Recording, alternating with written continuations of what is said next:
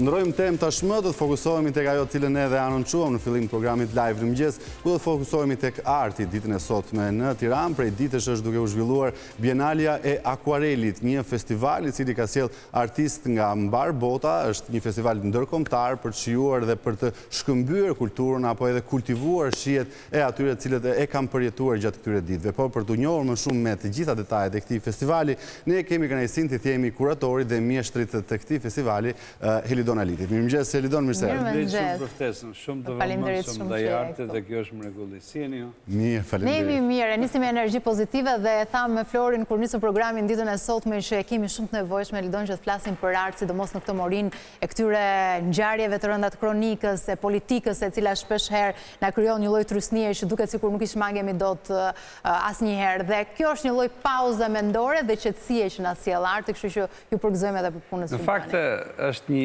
aktivitet më pozitiv për të vërtetë, sepse ajo që ndodh në Tiranë është që duket në, si më thënë, nga larg, sigur Tirana nuk pushon kurrë. Ka shumë aktivitete, madje ne aktivitetet tona lançojmë gati një vit më parë për hir të vërtetës dhe vëre që në momentin që pafrohet data, ti ke 10 aktivitete në njëjtën ditë, në njëjtën orë.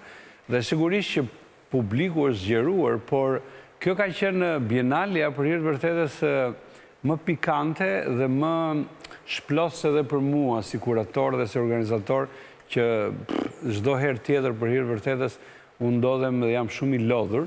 Por këtë herë pse? Sepse vinte u organizua në Galerinë e Arteve të Tiranës, pa që i takon Bashkisë Tiranës GAT, ku në fakt drejtohet me shumë mënyrë të menduar i pozitive dhe strukturuar në mënyrë fantastike. Pra ishte një nisëm para 3 vjetësh nëse nuk gaboj, ku panë që Tirana ka një boshlik dhe duheshin hapësira dhe galeri, edhe pse është e vogël, por menaxhohet në mënyrë fantastike, ka një staf që i lehtëson gjërat. Që dua të them që në rast se secili bën pjesën e puzzle-it të tij, na mbetet më shumë kohë, na mbetet më shumë hapësirë. Dhe vërej që aty ku ka ekspozita të ftohta dhe nuk ka vizitor, kjo bienale ka kapur shumë dhe vizitohet nga shkolla fillore, nga liceu artistik, student, nxënës të ndryshëm, sepse është një shkollë e hapur. Pra janë vepra ku artistët i kanë bërë gjatë demonstrimeve që kanë ardhur që nga viti 2015 e këtej, dhe siç kishim premtuar në 2015-ën, edhe pse me mbështetje shumë modeste nga Ministria e Kulturës, bëm një koleksion shumë të madh. Pra veprat i takojnë shoqatës, i takojnë Shqipërisë, janë të gjitha të donuara, të dhuruara nga artistët dhe unë në shenjë mirënjohje dhe në shenjë më interaktive, si për të thënë që vepra shtekton edhe pa krijuesit e tyre, sepse shumë nga veprat sigurisht janë nga krijues që edhe nuk jetojnë më. Pra humbën jetën nga Covidi dhe shumë arsye të tjera. Por veprat e tyre jetojnë. Por ka pas momente për shembull ku një ukrainas si Igor Musichuk apo një kinez si Liu Yi apo si një artist nga Tajlanda, Lafe, apo Olga Litvinenko nga Rusia, performonin në qendrën Kod, ku kjo ishte para konfliktit, para luftës. Dhe ndërkohë, mbas një viti, 2 vjetësh gjërat ndryshuan shumë. Dhe unë si për të treguar që Akuareli bashkon për të bërë lidhje mbërkena me atë që tham, dhe i solla të gjithë në një, si më thënë, në një sallë, por koncepti padyshim është ura lidhse, dhe sigurisht që dihet Tirana është edhe, si më thënë, kryeqyteti i Mesdheut, ka shumë aktivitete të tilla dhe kishim artistë të ftuar nga Universiteti i Arteve të Egjiptit dhe jo vetëm. Pra, koncepti është një urë që na lidh, por sigurisht unë si kurator që këtë herë e bëra më interaktive, sakrifikova një sallë, si për të thënë që ne sakrifikojmë në një farë mënyre qytetet tanë për të shpëtuar diçka tjetër. Është mënyra se si njeriu funksionon, se nuk e përballon dot dyndjen e tillë. Pra, këtë bëra një sallë, pra vura gati 150 vepra arti që fillonin nga dyshemeja, që në dukje duket sikur ka një përulje, pra kushdo do të ulet në gjunjë për ta parë, po njëkohësisht ka dhe konceptin e thjesht, si me thënë, që Akuarelin ne gjetëm në tokë.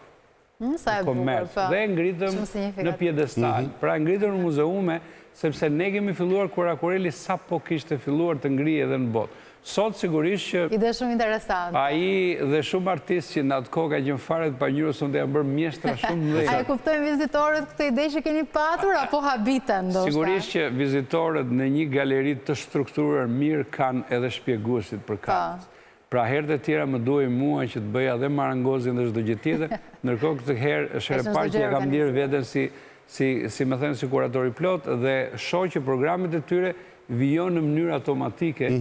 Dhe po themi një rast për shumë që mora vesh që gjithë ambasadat amerikane që shkuar, unë isha në mësim dhe nuk mund të sakrifikoja mësimin, dhe ishin ullë ati dhe fillonin, imitonin, sepse teknika e bërave të ujit, na kritikojnë shpesh, përse thonë akvarel. Në fakt është një bienale internacionale, pra ndërkombëtare dhe sigurisht ndonjëherë duhet përdorim dhe terma të tillë.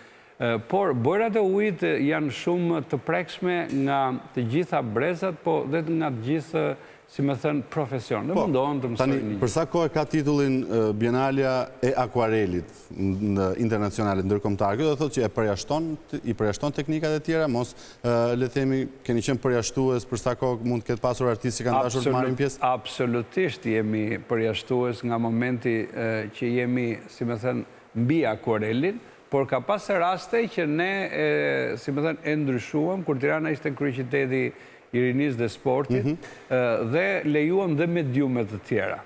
Ka pas gjithmonë gërshetime të tilla, sepse sigurisht nuk mund ta bëjmë kaq të mërzitshme, dhe episodi 2019-s ku shumica e akademistëve morën pjesë dhe ishte vetë portreti, aty sigurisht na u desh që të hapnim edhe mediumet të tjera, që nga vizatimi, që nga vaji, si me thënë, dhe mediumet më të ashpra, por me strukturën dhe me logjikën që mundësisht gjithçka fillon nga mediumi i lehtë që është Akuareli dhe ngrihet nga dalë, si me thënë, ashpërsi. Dhe shoqata Vizart ka bërë shumë aktivitete të tjera ku padyshim ka pas të momente në festivalin e Rinartit brenda festivalit të Akuarelit, që të gjithë studentët secili përfaqësoi me mediumin e tij, që nga gdhëndja, si me thënë, në dru, që nga fashion, dhe këto festivale është mirë që të rinë, sepse si vjetë mbështetja ekonomike ka qenë shumë e zbet, kjo në fakt nuk e di është një lloj amullie që ndodh,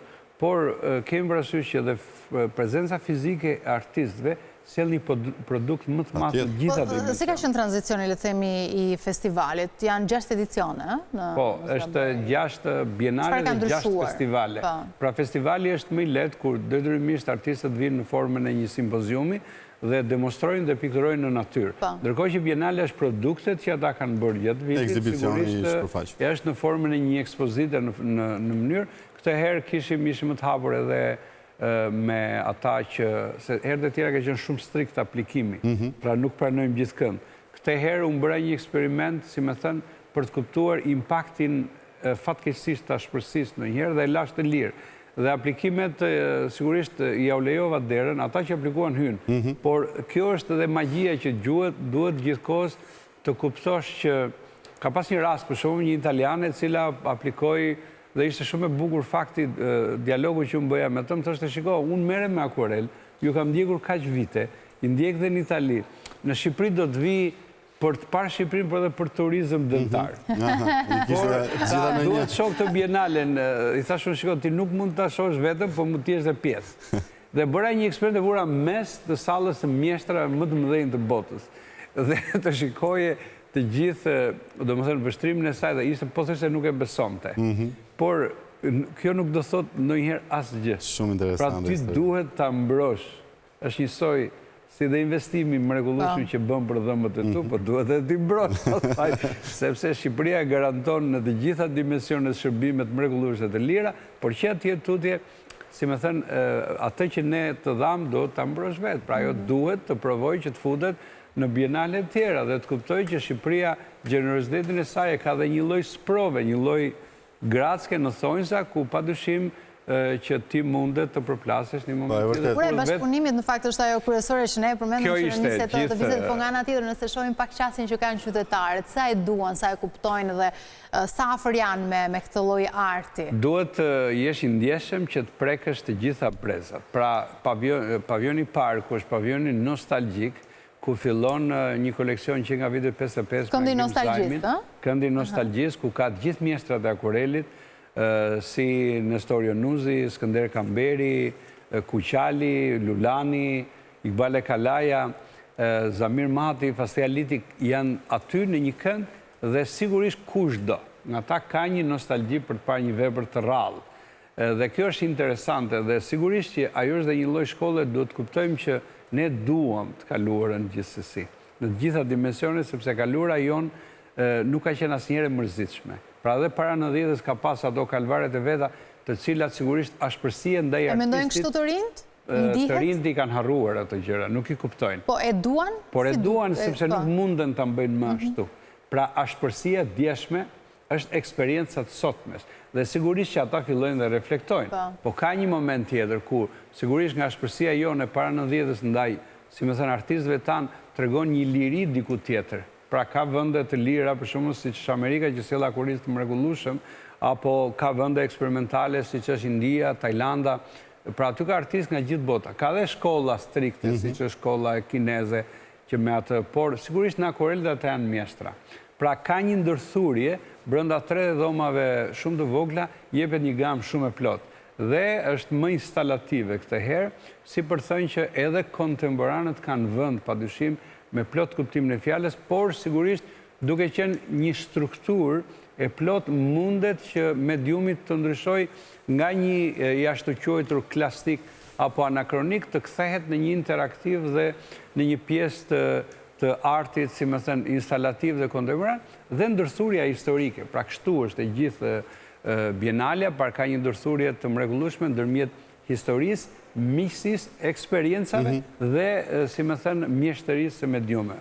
Tani, ky festival kam përshtypjen ka disa funksione, disa misione shumë të rëndësishme. Një ndër to, të cilët edhe ne na intereson në fakt për sa kohë Shqipëria është në qendrën e vëmendjes së, le të themi, Europës, por edhe botës, është ky shkëmbim ndërkulturor të huaj që vinë në Shqipëri, që e shohin kryesisht kryeqytetin, apo edhe ato vlerat artistike që ne përfaqësojmë nëpërmjet piktorëve tanë. Si janë shprehur këta të fundit, nëse do të keshin një opinion? Për hir të vërtetës, momentin që pasi mbaruam ceremoninë, unë vura re që kishin ardhur shumë artistë të rinj, të cilët, ndërkohë që ne i trokisnim para shumë vitës, erdhen ata trokitën me radhën e tyre dhe pyesnin të gjithë, a është e mundur të hapin një ekspozitë. Ishin disa djem nga India dhe shumë të tjerë, dhe kjo është pjesa më interesante. Pra në Shqipëri kanë filluar të trokasin.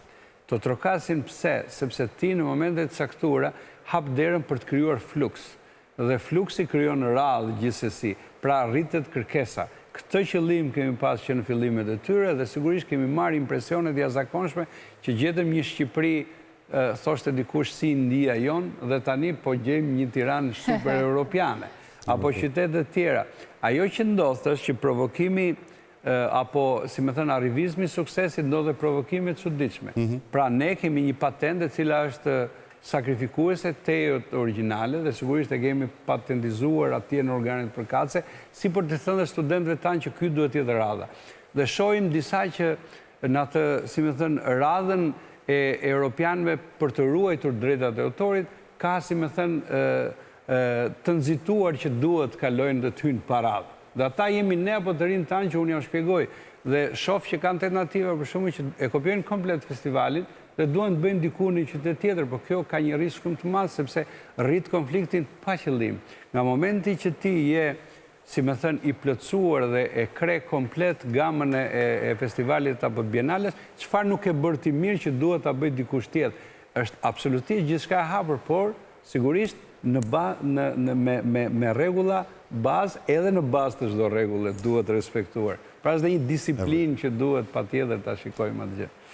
Deri kur do të kemi mundësi ta vizitojmë galerinë? Atëherë, ka dhe surpriza, deri në 31 padyshim do të jetë në Tiranë kjo gjë, do të vijoj pastaj në galerinë Dy Botët në Belsh, ku aty kemi instaluar dhe një mini muze permanent akuarelit, dhe kemi dhe një ide në Belsh, dhe kemi një ide që pas kërkesave të rajonit, mund të shëtisi, në fakt unë i kam mbyllur, por duhet ta ruaj një formë surprize, mund të shëtisi dhe në rajon me lejen e posaçme, me zbatimin e rregullave siç duhet, sepse duam të tregojmë që ky koleksion do të bëjë një shëtitje dhe pastaj do të mbyllet në një muze Ta themi edhe këtë? Po, mendoj se rajoni është më i gjerë se kaq, po mundet fillojmë sigurisht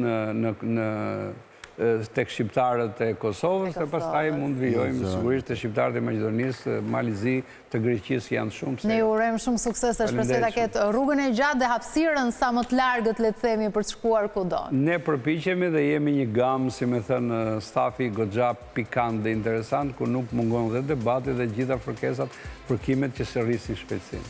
Faleminderit shumë. Ne shkojmë në publicitet, rikthehemi pas pak.